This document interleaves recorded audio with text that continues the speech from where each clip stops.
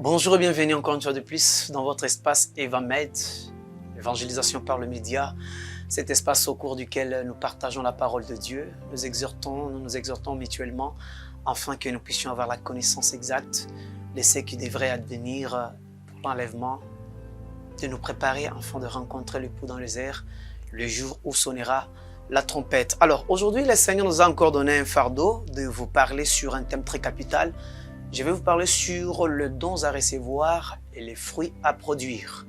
Les dons à recevoir et les fruits à produire. Nous sommes dans le livre de Genèse, chapitre 8, verset 22. J'ai lu au nom de Jésus-Christ. Tant que la terre subsistera, le sémail et la moisson, le froid et la chaleur, l'été et l'hiver, le jour et la nuit ne cesseront point. Je prends justement la partie A. Tant que la terre subsistera, le sémail et la moisson. C'est la loi naturelle, une loi qui dit tant que la terre existera, la loi de la sémaille et du moisson sera aussi toujours d'application. Je bénis le Seigneur parce que nous avons un Dieu qui a créé le monde.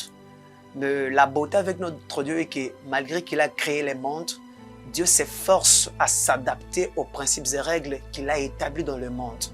C'est-à-dire, ce n'est pas de règles et principes qu'il a établis pour ses patins, bien pour ses placebos, que nous sommes ces créatures, mais plutôt, étant suprême au-dessus de tout, Dieu s'efforce à s'humilier pour aussi obtempérer bien sûr, aux lois qui régissent ce monde.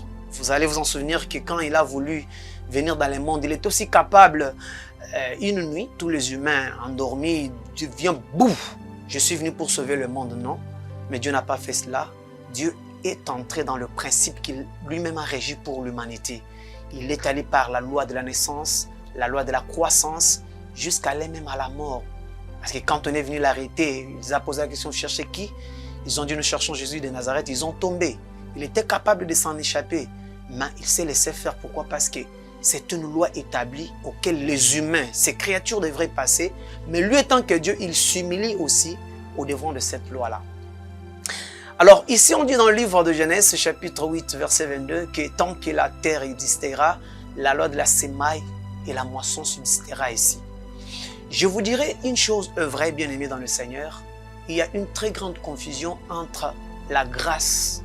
La grâce, la Bible l'a définie comme étant une tromperie, parce que la Bible dit la grâce est trompeuse. La grâce, c'est une sémence que nous aimons de l'Éternel. Dieu créateur de la terre, quand il te fait grâce, c'est comme s'il a sémé.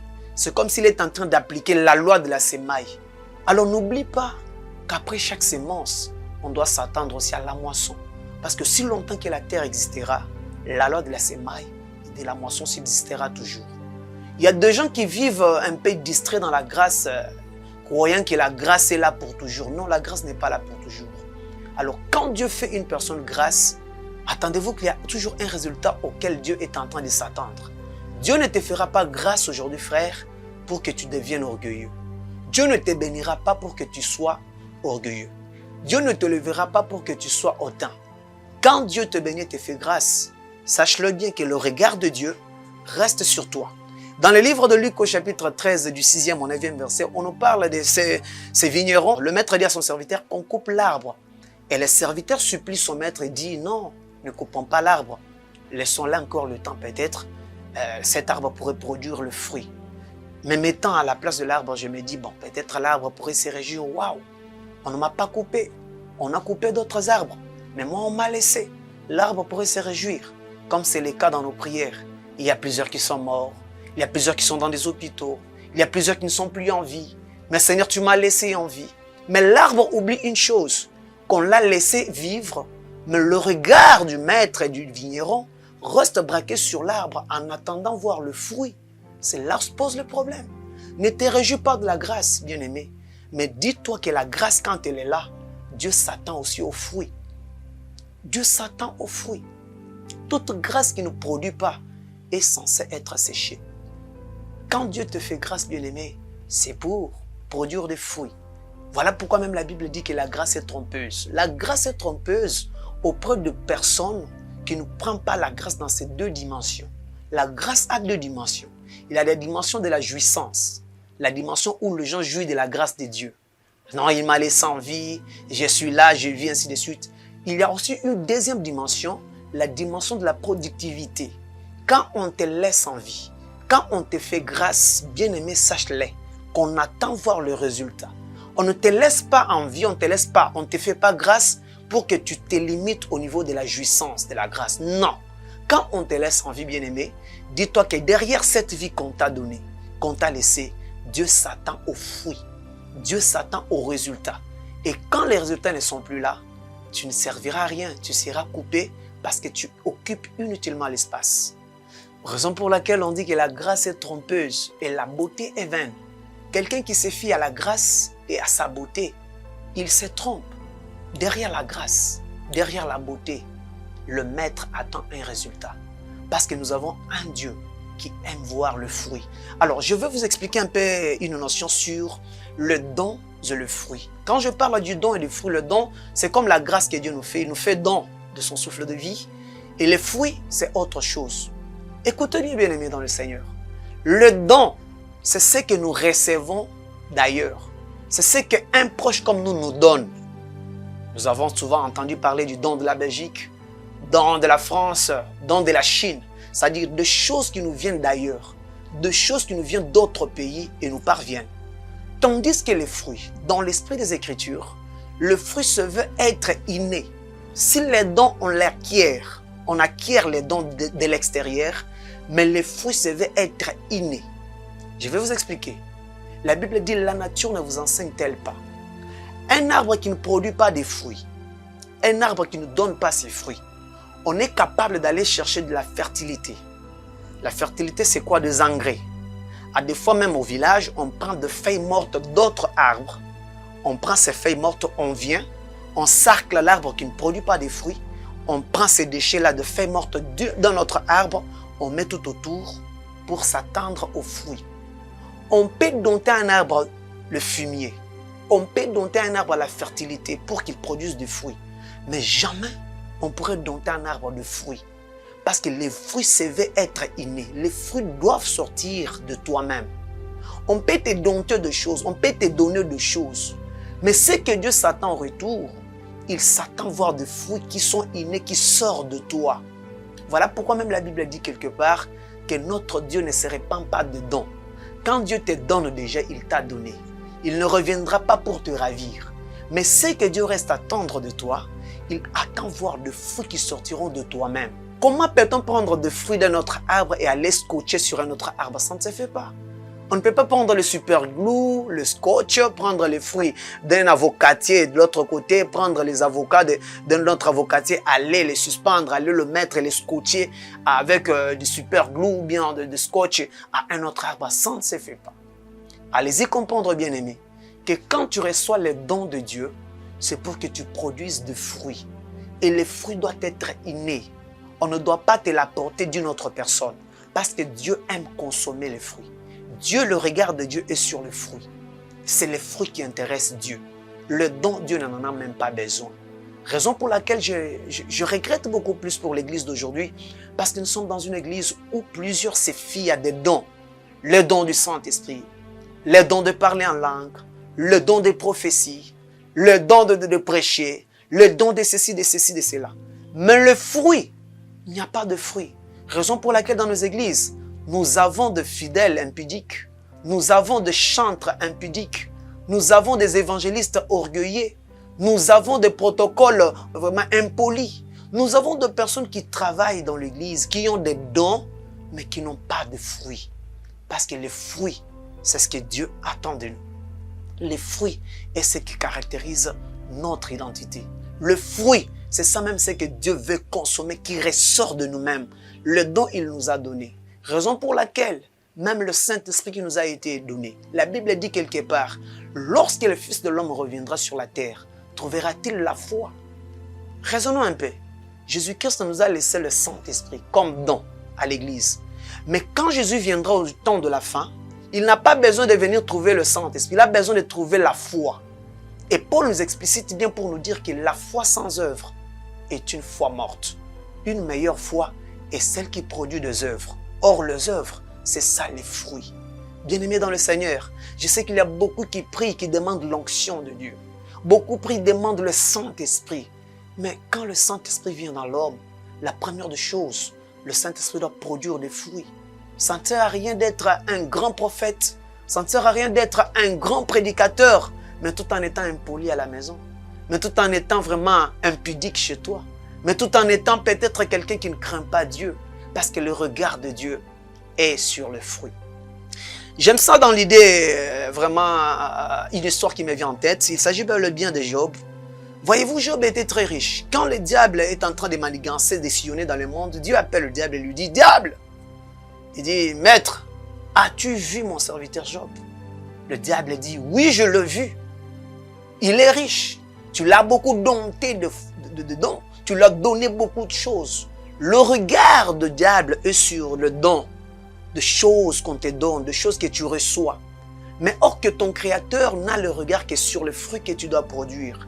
Raison pour laquelle Dieu dit au Satan, non, Job est un serviteur fidèle. Le diable voit les richesses de Job, mais Dieu regarde la fidélité de Job. Le diable voit le don que Job a reçu de Dieu, mais Dieu voit le fruit qui est produit dans le cœur de Job. Et je t'informe que le diable combat ce qu'il voit. Raison pour laquelle le diable pourrait venir toucher aux richesses de Job, toucher à tout ce qu'il pouvait posséder. Mais le fruit reste la consommation de Dieu. Et Dieu l'en a interdit de ne pas toucher d'abord à sa vie, ainsi qu'à sa foi. Bien-aimé dans le Seigneur, tu veux plaire à Dieu. La première des choses, ne te fie pas au don que tu reçois. Mais par contre, fais de sorte que le don que tu reçois puisse produire des fruits en toi. Parce que c'est les fruits que Dieu aime. C'est les fruits que Dieu aime. On pourrait toucher aux avoirs de Job. On pourrait toucher à tout ce que Job avait. Mais tellement que Job avait gardé la fidélité comme étant un fruit, la fidélité de Job a fini par redonner Job la gloire qu'il avait auparavant. C'est comme ça aussi, c'est pareil. Le grain d'un arbre se trouve dans le fruit. Quand tu as le fruit, tu es capable de reproduire maintes fois cet arbre-là. On peut te dépouiller de branches, on peut te dépouiller de feuillage, mais si tu gardes le fruit, dans le fruit il y a le grain, capable de produire encore d'autres arbres que l'ennemi pourrait venir même à te ravir. Ayons des fruits, produisons des fruits de repentance parce que le regard du Maître est sur le fruit. Je vais vous dire encore une chose dans le livre de Matthieu, chapitre 25, verset 14. On nous parle de l'histoire d'un maître qui voulait aller au voyage et appelle ses serviteurs et les remet de talents. À une personne, il lui a donné 5 talents, à l'autre, il lui a donné 2 et au troisième, il lui a donné un seul talent. Mais ce qui m'intrigue est qu'au retour de ce maître, quand il vient, le regard du maître n'était pas sur le nombre de talents qu'il avait remis à ses serviteurs, mais le regard du maître sur le produit, le bénéfice, c'est que ce serviteur ont resté produire après lui. Bien-aimé, ce que tu as reçu de Dieu, quand Dieu reviendra, il n'aura pas besoin que tu lui présentes le parler en langue. Il n'aura pas besoin que tu lui présentes la prophétie que tu as reçue comme don. Il n'a pas besoin que tu lui présentes les prédications que tu t'étais inspiré. Il n'a pas besoin que tu lui présentes les compositions que tu as fait comme étant chantre. Mais ce que Dieu veut, le regard du Maître quand il sera de retour, ce sont les fruits que tu as produits de ce que tu as reçu de lui. Ce sont les fruits. Est-ce qu'à travers ta prédication, il y a eu des âmes qui sont sauvées? Est-ce qu'à travers ta musique, il y a eu des âmes qui sont sauvées? Il y a eu des gens qui se sont convertis, qui ont quitté les camps du diable pour venir à Dieu? Dieu n'aura pas besoin de ta belle voix. Dieu n'aura pas besoin de tes véhicules. Il n'aura même pas besoin de tes 3 cultes chaque dimanche. Ce que Dieu désirera, c'est le bénéfice, le fruit qui découle de ce que tu avais reçu. Ne te fie pas au don. Ne te fie pas à la grâce qui t'a été faite, mais sache-le que derrière la grâce, il y aura un rapport que tu dois donner. Derrière la grâce, il y a des fruits qui te sera demandé. Car la Bible dit quelque part, à celui qui a beaucoup reçu, beaucoup lui sera aussi demandé. À celui qui a beaucoup reçu, beaucoup lui sera aussi demandé. La Bible dit, quand on arrive à la personne qui avait un seul don, qui avait reçu un seul talent, et qui a pris bon soin d'aller l'ensevelir quelque part, d'aller le cacher quelque part, on arrive à son tour, on lui dit, alors, qu'est-ce que tu en as fait avec ce que tu avais reçu? Non, je sais que tu es un mauvais maître, tu vas récolter là où tu n'as pas sémé. Et vous savez ce que le maître a dit? On va ravir même le paix que celui qui en manque. Bien-aimé, ne te contente pas d'être prophète, d'être prédicateur, d'être chantre, d'être protocole, d'être qui que ce soit. Je ne sais pas quelle grâce as-tu reçue de Dieu. Mais nous devons nous conscientiser à savoir que derrière chaque grâce que nous avons reçue de Dieu, ce n'est pas une grâce auquel nous devons nous jouir et nous limiter au niveau de la jouissance. Mais nous devons, au-delà de la jouissance, essayer de penser à la productivité. Essayer de penser à produire. Je me souviens encore de l'histoire d'Élie dans la Bible. Élie déclare la sécheresse en Israël. Il dit qu'il n'y aura pas plus sinon à ma parole. Et Dieu, quand il est derrière la parole de ses serviteurs, Dieu accompagne la parole d'Élie. Il n'y avait pas aussi pluie. Et Dieu prend bon soin d'Élie. Il les conduit au torrent de Kérit, là où il était nourri par le courbeau avec le pain, et là où il buvait de l'eau qui coulait dans les torrents de Kérit. Mais chose grave, comme Dieu attend des fruits. Chaque fois, Élie consommait, et Élie ne produisait plus. Dieu a fait à Élie la grâce. Ailleurs, il y a famine. Ailleurs, il y a des gens qui meurent de faim, dans une sécheresse énorme. Et Élie, au torrent de Kérit, est en train de manger, en train de boire, et Élie ne produit plus. La Bible déclare, c'est lui qui ordonna. C'est lui qui ordonna ce que les corbeaux amènent le pain. Il disait aux corbeaux de ne plus aller avec le pain. C'est lui qui ordonna ce que le torrent de Kérit puisse produire de l'eau plutôt. Il refusait que les torrents de Kérit puissent produire de l'eau. Et tout devenait sèche. Pourquoi? Parce que Dieu avait besoin d'une production à Sarepta. Toute grâce qui ne produit pas, bien-aimé, cette grâce est censée être asséchée. La grâce qui ne produit pas est censée être asséchée. Le Dieu qui élève est celui qui rabaisse. Le Dieu qui bénit, il est aussi le Dieu qui maudit. Le Dieu qui peut t'élever est le Dieu qui peut te renverser. C'est lui qui a fait la grâce à Élie. Lui-même a séché cette grâce. Pourquoi? Parce qu'Élie ne produisait plus. Et il y avait une production à Sarepta qu'Élie devrait faire avec la femme veuve et son fils. Raison pour laquelle Dieu a séché cette grâce et il a renvoyé Élie à Sarepta pour aller produire. Bien aimé, la grâce que Dieu t'a faite, ce n'est pas pour rester des moments, de longs moments de date et de date à bénéficier de la grâce de Dieu sans rien produire. Parce que tu te verras, cette grâce-là te sera ôtée et te sera séchée. La Bible dit clairement que c'est la bénédiction de l'Éternel qui enrichit et ne se fait suivre d'aucun chagrin. Si Dieu te bénit, il n'y aura pas de chagrin qui va s'en suivre.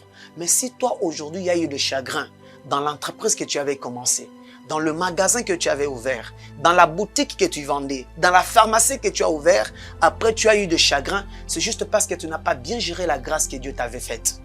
Tu as mal géré la grâce de Dieu, raison pour laquelle cette grâce a été séchée. Mais si Dieu te bénit et que dans la bénédiction de Dieu, Dieu remarque les fruits, c'est à ce moment-là que la grâce sera continuelle dans ta vie. Au-delà des dons, au-delà de nous réjouir du don, au-delà de nous réjouir de la grâce bien-aimée, pensons porter les fruits. Il y a encore une histoire où Dieu se rend à Béthanie chez son ami Lazare. Il est là en train de prêcher. La Bible déclare deux femmes. Il y a d'abord Marthe qui est à la cuisine, qui est allée chercher à préparer pour Jésus-Christ. Et il y a Marie, sa petite sœur, qui a choisi la part de rester au pied de Jésus-Christ. Deux femmes qui font deux choses. Une femme qui se donne au don parce qu'elle était allée chercher le don à offrir à Christ. La nourriture à donner à Christ. Et l'autre femme dont la parole est déjà ancrée dans son cœur, dans ses veines et a produit des fruits, le fruit du zèle, l'esprit de l'envie de demeurer au pied de Jésus-Christ. Et quand on demande à Christ, quand Marthe sort de la cuisine et dit à Christ, tu ne peux pas dire à une petite sœur de venir m'aider à la cuisine, Christ lui dit, non, laissez Marthe, et laissez plutôt Marie, laissez Marie, parce que Marie a choisi la bonne part qui ne lui sera jamais ôtée. Bien-aimé, entre les dons et le fruit, Christ aime le fruit. Christ aime le fruit qui est produit en nous. Voilà pourquoi quelque part il dit, il ne veut pas même de sacrifice. Mieux vaut l'obéissance que le sacrifice. Beaucoup se sacrifient à chercher des offrandes pour Christ, mais pourtant Christ n'est pas maintenant même pas besoin de ces offrandes-là. Ce que Christ veut, c'est que sa parole demeure en vous, que sa parole produit des fruits en vous. Je me suis toujours demandé depuis quand une créature peut avoir pitié d'un créateur. Je me souviens de l'histoire de ces femmes de Jérusalem qui pleuraient quand ils ont vu qu'on a arrêté Christ et qu'on les conduisait pour aller être crucifiés. Le femme pleurait, le femme pleurait, le femme pleurait. Et quand Christ a pris la parole, il leur dit, femmes de Jérusalem, ne pleurez pas pour moi. Ne vous inquiétez pas pour moi, mais plutôt, pleurez et inquiétez-vous pour vous. Et j'aime beaucoup la suite. Christ ajoute pour dire, et aussi de vos fils. Le fils sont le fruit des entrailles, de ce qui ressort de nous. C'est ça ce que Dieu a besoin. À défaut de nous plaire méchants, À des fois, nous pleurons pour Dieu, nous pleurons pour Jésus. À des fois, nous ne sommes pas là où Dieu nous attend. Dieu n'a pas besoin que tu pleures pour lui comme faisaient ces femmes. Dieu n'a pas besoin que tu te sacrifies pour lui comme faisaient ces femmes. Mais c'est que Dieu a besoin et que de toi sortent de fruits, que de tes entrailles sortent de fruits dignes de repentance. Voilà pourquoi il pouvait dire à ces femmes de Jérusalem que ne vous inquiétez pas pour moi, ne pleurez pas pour moi, mais pleurez pour vous et de ce qui ressortira de vous. Parce que de ce qui ressortira de vous, c'est ce qui témoignera votre vie et votre chrétienté en Jésus-Christ. Pour terminer, je vous dirai une chose, que Christ attend voir de nous de la maturité et des fruits pour déclencher même l'enlèvement. Dans la parabole de blé livré dans le livre de Matthieu, chapitre 13, 24 à 30, on nous parle de ces serviteurs qui viennent vers le maître pour lui dire « Nous avons sémé le blé, mais nous avons remarqué l'ivraie. » Le serviteur attendait que le maître leur dira que non, allez-y enlever l'ivraie. Non, il leur dit « Laissez l'ivraie et le blé croître ensemble. Au temps de la moisson, nous viendrons le séparer. » Bien-aimés dans le Seigneur, au temps de la moisson. Mais la moisson de qui? La moisson de quoi? La moisson du bleu. Parce que l'ivraie ne porte pas de fruits. Le regard du maître est sur le fruit que nous, les bleus, nous devons porter.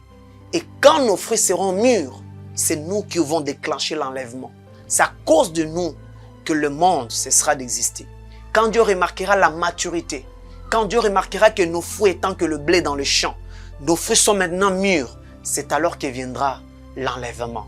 Si le monde existe encore, c'est à cause d'abord de l'Église. L'Église devrait atteindre une dimension élevée.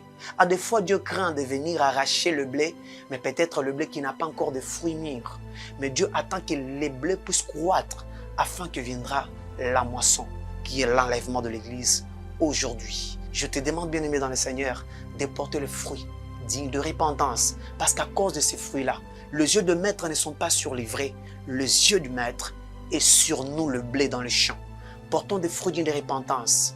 Soyons matures. C'est notre maturité qui déclenchera l'avènement de Jésus-Christ. Quand l'évangile sera prêché dans les coins et les recoins du monde entier et que le monde entier aura la connaissance sur la parole de Dieu, et c'est ainsi que viendra le Fils de l'homme. À des fois, c'est toi-même qui retarde l'avènement de Jésus-Christ. C'est toi-même. On attend de toi des fruits. Porte des bons fruits. Et tu verras que tu seras agréable aux yeux de Dieu. Alors pour terminer, chuter complètement, je vous assure que la semence qui a été sémée, c'est Jésus-Christ de Nazareth. Dieu a donné Christ, car la Bible dit qu'il a donné son Fils unique. Il a sémé Christ dans la terre pour enfin s'attendre au résultat.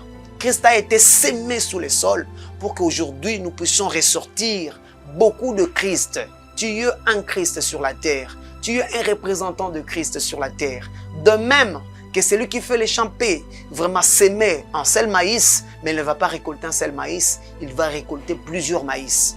Dieu a livré la sémence de son Fils. Il a accepté que son Fils soit planté dans le monde, planté sous le sol. Voilà pourquoi il est mort après 3 jours, il est ressuscité. C'était la sémence que Dieu a plantée dans le sous-sol, afin que du sous-sol puisse ressortir une génération de Jésus-Christ, une génération de Christ au pluriel, une génération des enfants de Dieu que toi et moi nous représentons. Raison pour laquelle vraiment porte de fruits, parce que tu es l'ouvrage du main de Dieu à travers la sémence de son Fils sur la terre des hommes. Voilà, c'est ainsi que je mets un point final à ces messages. J'ai fait mon devoir et je pense que le reste, il revient au Saint-Esprit de convaincre vos cœurs. Sinon, d'ici là, portez-vous bien. Que le Seigneur vous bénisse. Bye bye.